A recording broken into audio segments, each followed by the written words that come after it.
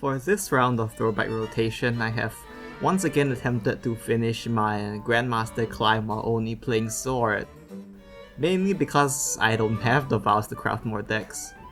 This time though, I didn't have too much trouble finishing the climb if you don't count me accidentally queuing the wrong deck for the last match of my critical trial. Whoops. Anyway, since this deck is considered to be one of, if not the best deck in the meta, it was never gonna be a challenge to finish, or so I thought, but this climb came with its own set of troubles. So since I'm out of ideas for content this month, here's a video about what I learned climbing the Grandmaster with only Midrange Sword.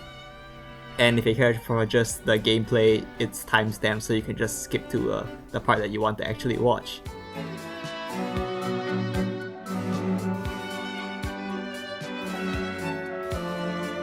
So this is where I would explain the deck, but before that there's something else to talk about, which is the meta.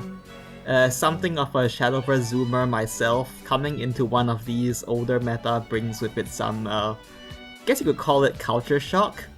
Compared to the nuclear arms race of a meta that we just came in from last month, the Steel Rebellion meta is a lot like a couple of coughing babies slugging it out with a bunch of rubber gloves on. Terrible analogies aside, what I'm trying to say here is that compared to the Asphalt meta, this one is a lot more slow and bored and resource focused. You need to actually think about when and how to use your cards, and if there's one thing I hate doing, it's thinking. Also, evil points are an actual premium resource now instead of whatever the hell bargain sale Olivia and Sylvia were running last month. And coming in as a Shadowverse zoomer, I'm not quite used to having to actually manage resources and the board. So the learning curve for this meta started from there, and I don't think I'm even used to this kind of playstyle yet until now. But that's enough talk about my crippling skill issue for now, so let's actually talk about the deck. So the deck I played for basically the entirety of this throwback rotation was Midrange Sword. It's apparently the best deck in the meta, so that's good for me, right? I mean, kind of. This deck is undeniably strong, but it also comes with its own set of quirks. First though, let's talk about some of the strengths of this deck. The first and most notable one is, of course, Ivory Sword Dance. Just kidding. What makes this deck cool, in my opinion, is that it's a surprisingly flexible deck. In fact, some people may even call this deck a all-range sword because of how flexible it is. This deck has fairly powerful cards for the early, mid, and late game, so it's able to perform fairly well throughout the entire match. The trouble is, with great flexibility comes great pains in the ass figuring out how to play it optimally. I mean, I've pretty much given up on playing this deck perfectly, but from my experience, this kind of deck needs you to play well to win. This deck's only source of healing is tied to the gacha, and it also has exactly one card draw card. I mean, technically it's 3, but still.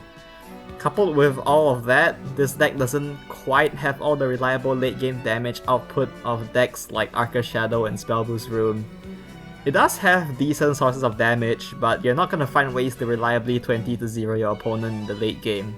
If you want to drop your opponent's health to 0, you're gonna have to find opportunities to chip damage from early on, and sometimes even at the cost of ignoring the opponent's followers. Now, knowing when and where to do this, however, is where player skill is required, and I've already talked about my lack of that earlier. Finally, I don't know if it's just me, actually it's probably just me, but I feel like this deck doesn't actually have any favorite matchups. Like, I feel like in exchange for being able to play decently into most decks, it's not super strong into any of them. At this point, I sort of think the mid-range Sword Mirror is my most favorite matchup somehow. Also, Arca Shadow and Spellboost Rune kind of eat me alive a little bit when I'm playing this deck, but I'm sure there's ways to win the matchups, right? Right? Anyway, that's enough rambling, so let's actually talk about the list I ran. So I think most of the mid-range sword list is quite straightforward, so let's talk about what makes my specific list special. Here's the list that I played. You will note quickly that there is one card here that you almost never see in mid-range lists, which is Gilnelise. Why do I run her? Well, she provides healing and card draw in the late game, as well as a board buff for finding lethals. Okay, those are just excuses. The real reason is that I put her in here once, won one game with her, and now I am biased into thinking that she's actually good in this deck. I mean, I don't think she's bad, but you could probably do better with other cards out there. I mean, it won't stop me from keeping her in here, but like, probably just run better cards if you want to win. So yeah, this is the list I played for most of my run, so let's finally jump into some games so I can hopefully prove that I at least kind of know what I'm doing. So the first match I have for you today is against Dragon. And I mean, the goal for today's matchups, I think, is to show how Sword can win the game at like various stages of the game, like not just like mid-range like it is, it can also win like very late game, it can also win an aggressive style. In this case, we are playing against Dragon. Now for Dragon, I would recommend going for aggressive playstyle as long as your hand allows for it, because it's very difficult to meet them in the late game against the cards that Satan gives them. So we definitely go for the aggro game plan here, so we just drop the Quick Blader and just punch them in the face with the goal of winning as fast as possible. Pick up Commander Celia here. Rapier Master can be used at Enhance 4. It's not bad, so we go ahead and drop the Celia instead, so we can hold on to Rapier Master, and maybe her Enhance 4 with Bane can actually cheese me some value.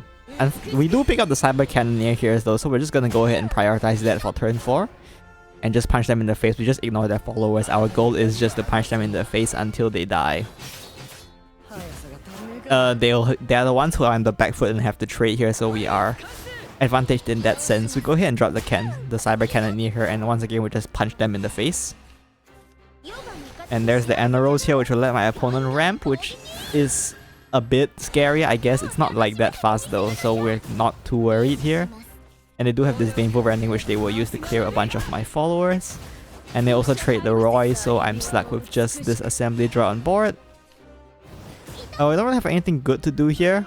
You go ahead and use Celia Despair Messenger. Okay, to explain what the goal of Celia Despair Messenger here is. If I evolve her, I'm gonna out-evolve her, so... You can see here I evolve her, and now she has 5 attack, and I punch them in the face for 5. That puts them down to 5.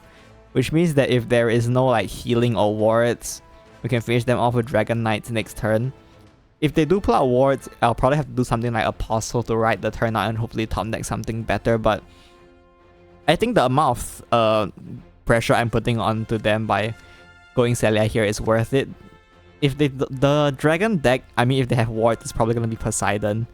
They don't have that much healing to my knowledge, so I should be able to just aggressively pressure them here and finish them off with Dragon Knights next turn. I really don't want to let them reach a point where they can play Satan for relatively safely. So there's Cypop this day, and they're probably looking for an answer here. And they go ahead and use White Force Whisper, so they don't have the ability to heal, so we can just finish them off with Dragon Knight. So you can see a example of how this deck can win with a very aggressive game plan. So let's move on to the next game.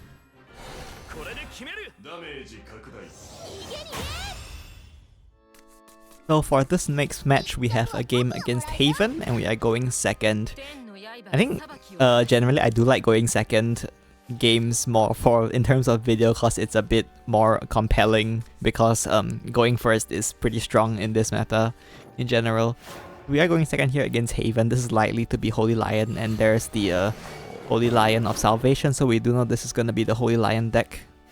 We don't really have any reason to drop my Rapier Master here. We're probably not going to be able to aggro them down in the early game going second with a hand like this, so we do look for getting more value out of our cards. So we go ahead and drop Enhance to Rapier Master here. At best, she'll trade evenly with the Holy Shield Lion.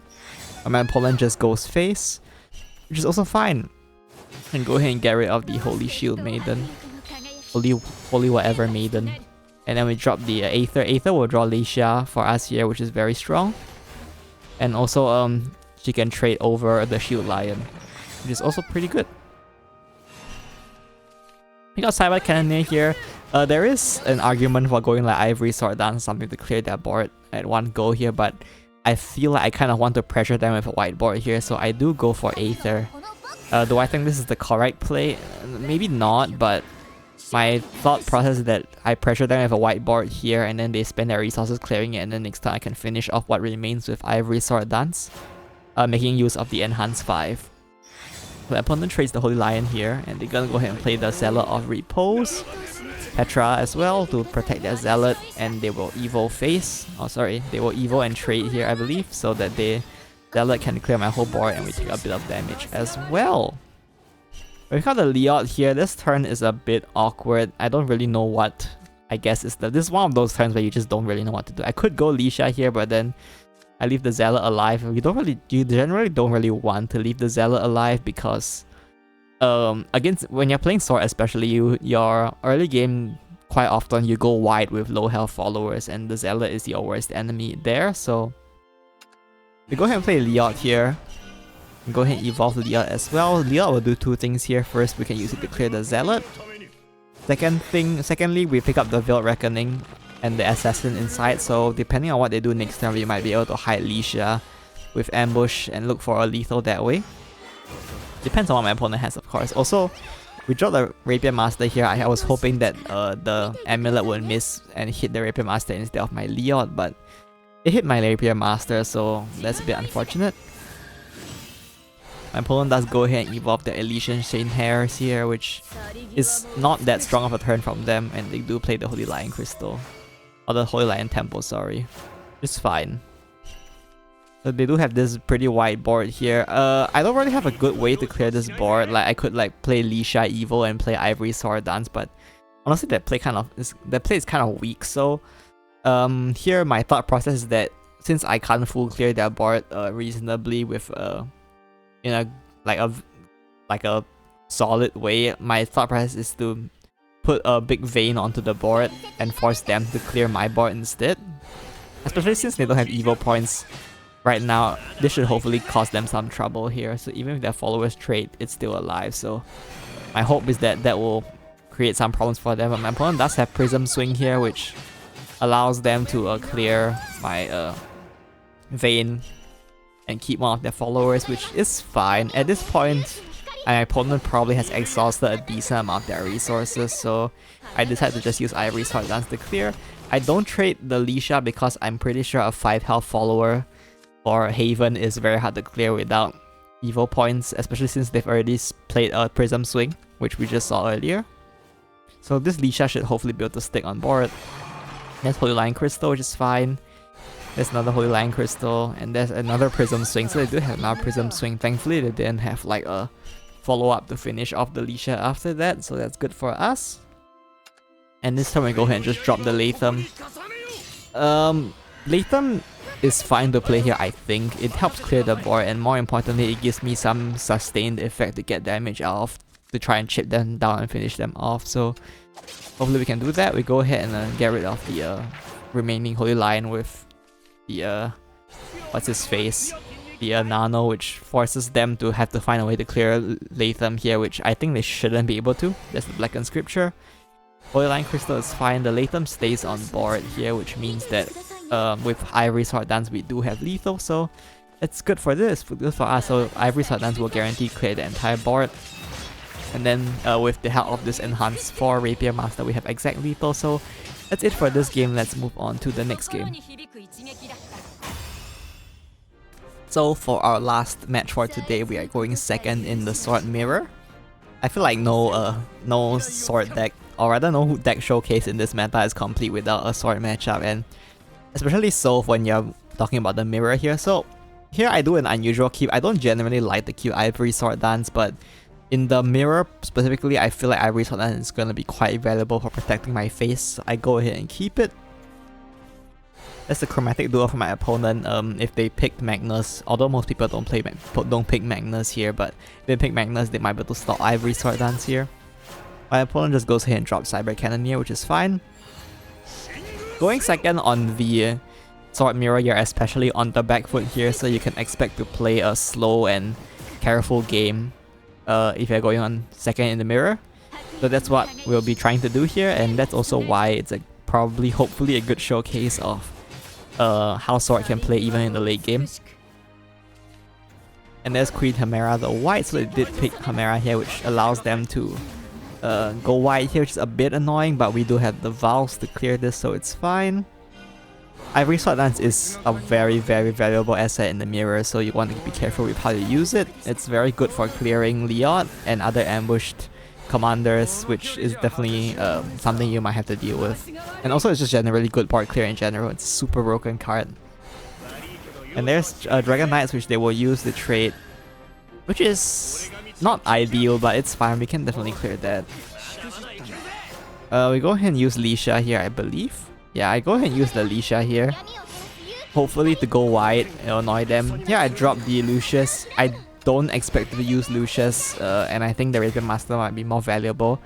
If you're going for a late game, like sort of dragging onto the late game, then Rapier Master's high enhance coupled with the Storm effect that Layton gives her can be quite helpful, so probably more helpful than keeping the Lucius here. So we go ahead and just toss the Lucius to use it for evolving. Lisha and my opponent plays Zeta, so Zeta is, I think, I don't know how popular it is, but we've definitely seen some lists with Zeta around, so I guess my opponent just goes for Zeta here. Here I consider going Dragon Knights, and I do go Dragon Knights here. I picked Siegfried here, which is a bit weird, so let me explain what I was thinking. So currently I don't see Latham in hand, and I expect Latham to be very key to winning this game. And if I want to play Latham on 8, I have to do 2 things. First, I have to play Aether to draw Latham next turn, and secondly, ideally I can save my evil point for Latham, because the turn Latham drops he is quite weak, so depending on what my opponent does, I might need the evil point. So in order to do that, I need to make sure that they spend their turn clearing my followers this turn, and also that they don't have much left on board, so next time I can play Aether and whatever else without having to clear their board. So to that extent, I think Siegfried is the best choice, because 5 attack follower, my opponent sort of has to answer this, and him having Bane means that they're likely to lose whatever followers they use to clear the Siegfried, so that's the goal. And my opponent does use the Beatrix here, and they passed as well, so I guess they didn't have a very good hand here, which is good for me. So we can definitely do what we wanted, which is to drop Aether here, and then Rapier Master for Bane. This is a counter play for their own Latham. If they play Latham, we can just kill it with the Bane and save a lot of resources that way. But my opponent goes Dragon Knights here, which is also fine. They use the Percival to clear my Bane, and then they evolve the Siegfried as well, which is also fine. So we can go ahead and just drop the Latham here and use it to clear and set up Latham's effect, so that we can look towards a win later on. We do unfortunately lose our Latham to the Siegfried, but not much we can do there. Kind of, I think it's worth it to get Latham played, and there's Octress for my opponent, so no Latham from them yet. So either they don't have Latham or they haven't found the chance to, I mean, if you have Latham here, I think you played it, so maybe they just didn't have Latham, which is good for me. Generally, your opponent not having Latham is good for you, I think. So this turn I want to apply pressure. So I go ahead and drop the Octress here, and we use Ivory Sword Dance to clear their Octress. This is a bit like, I think this is fine, like putting a 6-7 on board, they don't have evil points. This Octress should be quite annoying for my opponent. But they do drop the Latham here, and they have Ivory Sword Dance as well, which will perfectly clear my board, which is unfortunate. So we definitely can't leave Latham on board here, so we have to clear that. So we go ahead and use Apostle. With the Gilded Blade in hand, I should be guaranteed to clear it, so we are fine here. Oh sorry, I was gonna use Ivory Sword Dance to clear it, so that's that. And we drop the Leod here. The reason why I dropped Leod here is, as you can see, my hand is quite bad. I probably want to look to drop Gilnelis next turn or something to refill my hand. My opponent's hand has a decent amount of cards anyway, so letting them draw 5 out of Gilnelis isn't too big of a deal. And they do have the Latham there, which they will accelerate, which evolves their Alicia, and this gives them the Twilight Sword, which is annoying. We take some damage here. So here we definitely want to look to drop Gilnelis here. My opponent's board is like half locked, which is decent. Pick up the Latham here, which is very good. So I go ahead and drop the Gilnelis here to refill my hand next turn. And then we go ahead and use the buffed Leod as well as our Knights. Trade the Knights first, of course, so that we can get another Knight of this Leod, which we can use to clear. And we know they have Twilight Sword in hand, so we have to buff our Gilnelis with the necklace. In terms of what if they have second Ivory Sword Dance, right? They've only played 1, right? In terms of if they have a second Ivory Sword Dance, honestly, I'm probably just screwed. So we just hope they don't. I mean, we did just see 1, so hopefully they don't have another one. And then just goes Dragon Knight here, so they probably don't have Ivory Sword Dance here. The Gilnelis allows us to refill our hand. My opponent mills some cards there, which is fine. And now if I refill hand, we can continue to play the game. So I will play safe here, just answering their board. You can use Hamera to clear their Siegfried along with the knights. Of course, trade off another knight here. And then we can use Alicia, which will give us Twilight Sword for next turn. And then we can use Gilnelis to heal up, or setting up Liot in case that becomes relevant for something. We can go ahead and heal. As you can see, the heal of the Gilnelis being very valuable here. Someone plays Twilight Sword here, which is fine. And down comes the Celia as well. So they will be able to kill my Gilnelis, which is unfortunate. Hand's not too bad though, so we should be able to do something decent here. Now we pick out a quick Blade here, which means we actually just have lethal, so go ahead and play Cannoneer here. Hit face, I'll play the quick Blade there, hit face with everything. And then Celia to bounce that all these followers back into my hand. Give her 6 attack, and with the knight this is lethal, so that's it for this game.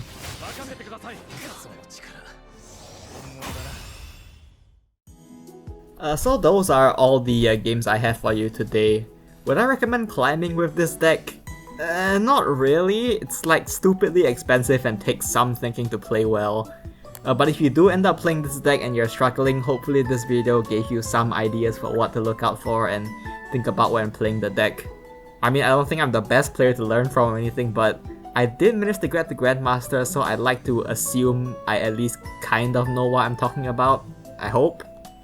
Anyway, that's it for today's video. This one took more work than my usual one, so if you enjoyed this video, I'd like to exercise my legal right to ask you to like and or subscribe, and yeah, see you next time. Bye bye.